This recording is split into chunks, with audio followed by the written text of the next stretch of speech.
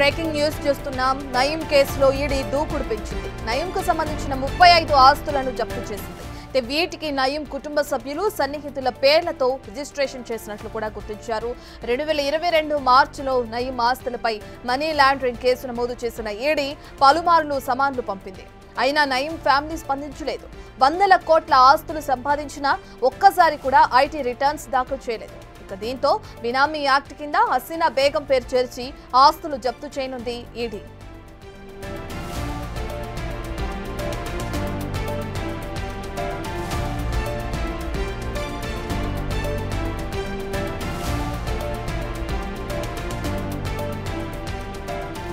ఇక ఏదైతే నయీం కేసుకి సంబంధించి ఈడీ ఇప్పుడు దూకుడు పెంచినట్లు కూడా మనం చూస్తున్నాం. తన ఆస్తులకు సంబంధించి ఇప్పటికే విచారణ కొనసాగిస్తున్నట్లు కూడా మనకు తెలుస్తుంది. దీనికి సంబంధించిన పూర్తి డీటెయిల్స్ అందించడానికి మా ప్రతినిధి సురేష్ అందుబాటులో ఉన్నారు. రైట్ సురేష్, మనం చూసుకుంటే 2022 మార్చిలోనే దీనికి సంబంధించి మనీ లాండరింగ్ కేసు నమోదు చేయడం, అతనికి సమన్లు జారీ చేయడం కూడా చూస్తున్నాం.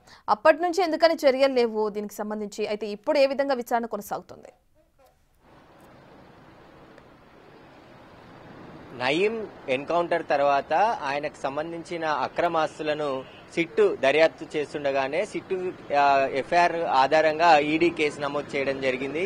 అక్రమాస్తులు అంటే బెదిరించి, భయపెట్టించి, కిడ్నాపులు చేసి వ్యాపారస్తులను, రాజకీయ నాయకులను, పేరున్న ప్రతి ఒక్కరిని కూడా టార్గెట్ గా చేసుకుని అక్రమంగా నయీం ఆస్తులు సంపాదించినట్టు అనేక ఫిర్యాదులు ఆయన చనిపోయిన తర్వాత రావడం జరిగింది. ఆ కేసుల ఆధారంగానే ఈడీ దర్యాప్తు చేసింది. అయితే ఈడీ నయీం కుటుంబ సభ్యుల పేరు మీద ఉన్నటువంటి 35 ఆస్తులను గుర్తించడం జరిగింది. ఆ ఆస్తులకు సంబంధించి పూర్తి వివరాలు తీసుకొని రావాలని చెప్పేసి అనేక సమన్స్ జారీ చేసింది. కానీ అలా ఏ సమన్స్ కి కూడా ఈ నయీం కుటుంబ సభ్యులు హాజరు కాలేదు, వాళ్ళు రెస్పాన్స్ కాలేదు. కాబట్టి వారికి సంబంధించిన ఆ ఆస్తులన్నిటిని కూడా జప్తు చేయాలని ఈడీ సిద్ధమైనట్టు తెలుస్తుంది. ఆ దిశగా చర్యలు కూడా తీసుకుంటుంది.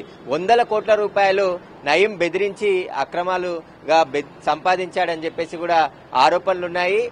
నయీంకి సంబంధించి నయీం చనిపోయిన తర్వాత ఈ ఆస్తులన్నీ కూడా బినామీల పేర్లపై కొన్ని ఆస్తులు ఆయన కుటుంబ సభ్యులు, ఆయన స్నేహితులు, ఆయన దగ్గరి సన్నిహితులకు సంబంధించి వారి పేర్లపైన ఈ ఆస్తులన్నీ ఉన్నట్టు ఈడీ కూడా గుర్తించడం జరిగింది. దాదాపు 35 ఆస్తులు ఆయన భార్య పేరుతో పాటు మరికొందరి పైన కూడా ఈ ఆస్తులన్నీ కూడా ఉన్నట్టు ఈడీ అధికారులు గుర్తించారు.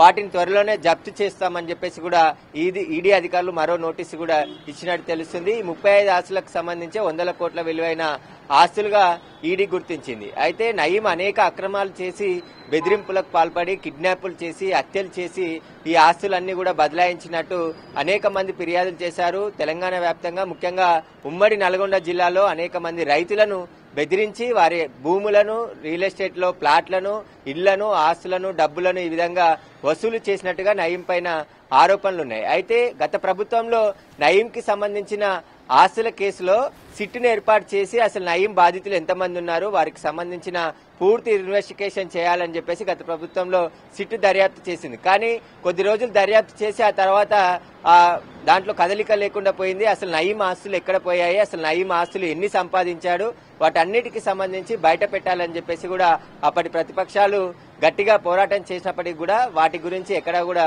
బయట పెట్టలేదు. దాదాపు 1000 కోట్ల ఆస్తులు నయీం సంపాదించాడని చెప్పేసి ఆరోపణలున్నాయి. ఆయన ఎన్కౌంటర్ తర్వాత ఆయన నివాసంలో తనిఖీలు చేసిన పోలీసులకు అనేక డబ్బులు, అదేవిధంగా బంగారం, అనేక విలువైన డాక్యుమెంట్స్ అనేటివి పోలీసులు స్వాధీనం చేసుకున్నారు. కానీ అవి ఎక్కడ ఉన్నాయి, ఎంత విలువ ఉందనేది బయట పెట్టలేదు. కాబట్టి ఇప్పుడు ఈడీ దర్యాప్తు చేస్తుంది. కాబట్టి ఈడీ ఇప్పటి వరకు 35 ఆస్తులను గుర్తించడం జరిగింది.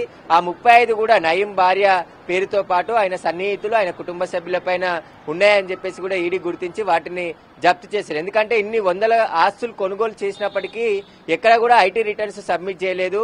ఏ రూపంగా ఈ ఆస్తులు కొనుగోలు చేశారు, ఎలా వచ్చాయని చెప్పి ఈడీ సమాధానం అడిగినప్పుడు వారు తప్పించుకునే ప్రయత్నమే చేశారు. ఇప్పటి వరకు ఎలాంటి ఆన్సర్ ఈడీకి వెల్లడించలేదు. కాబట్టి ఆ ఆస్తులను జప్తు చేస్తున్నట్టు ఈడీ ప్రకటన విడుదల చేయడం జరిగింది. దీనికి సంబంధించే ఇప్పుడు స్పీడ్ పెంచి ఇంకా ఎన్ని ఆస్తులు ఉన్నాయి, అసలు నయీంకి సంబంధించి తెలంగాణ వ్యాప్తంగా ఎన్ని ఆస్తులు సంపాదించాడో, అవి ఏ విధంగా సంపాదించాడో, ఎవరెవరిని బెదిరించి ఈ ఆస్తులన్నీ లాక్కున్నాడు, రిజిస్ట్రేషన్ చేయించాడు అనే దానిపై కూడా ఈడీ లోతైన దర్యాప్తు చేస్తుంది. ఇక మొత్తం అంటే ఈడీ దర్యాప్తులో నయీం ఆస్తులు ఏమయ్యాయి, అసలు ఎక్కడికి వెళ్ళాయి, ఎవరెవరికి బదలాయించారు, పోలీసులు స్వాధీనం చేసుకున్న ఆస్తుల విలువ ఎంత, వాటికి సంబంధించిన పూర్తి వివరాలన్నిటిని కూడా ఈడీ ఇప్పటికే పోలీసు శాఖ నుంచి తెప్పించుకోవడం జరిగింది. వాటిపైన కూడా వివరాలు ఆరా తీస్తున్నారు. అయితే హైదరాబాద్ లో అనేక మంది వ్యాపారస్తులను, రాజకీయ నాయకులను, డబ్బున్న వాళ్ళని టార్గెట్ గా చేసుకుని నయీం అనేక బెదిరింపులకు పాల్పడి ఈ ఆస్తులన్నీ సంపాదించినట్టు ఆరోపణలున్నాయి. కాబట్టి ఇప్పుడు ఈడీ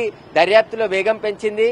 మరిన్ని ఆస్తులు కూడా గుర్తించే అవకాశం ఉంది. ఇప్పుడున్న 35 ఆస్తులను మాత్రం త్వరలోనే ఈడీ జప్తు చేయబోతుంది.